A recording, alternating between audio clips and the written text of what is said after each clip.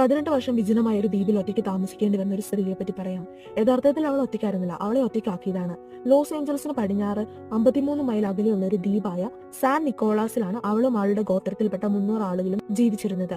1830കളുടെ തുടക്കത്തിൽ റഷ്യൻ റോമ കച്ചവടക്കാരും കടൽ കൊള്ളക്കാരും ആ ഗോത്രത്തെ ആക്രമിച്ചു.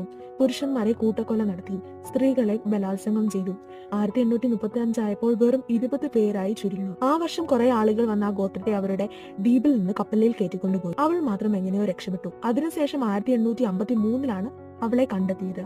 18 വർഷം അവൾ ആ ദ്വീപിൽ ഒറ്റയ്ക്ക് താമസിക്കുകയായിരുന്നു. നിക്കോളാനോസ് ഗോത്രത്തിൽപ്പെട്ട അവളുടെ യഥാർത്ഥ പേരെന്താണെന്ന് ഇപ്പോഴും ആർക്കും അറിയില്ല. 1853 അവളെ കണ്ടെത്തിയ ശേഷം സാന്താ ബാർബറയിലേക്ക് അവളെ കൂട്ടിക്കൊണ്ടുപോയി. അവിടെ ചെന്ന് അവൾക്ക് പേരുമിട്ടു ജുവാന മരിയ.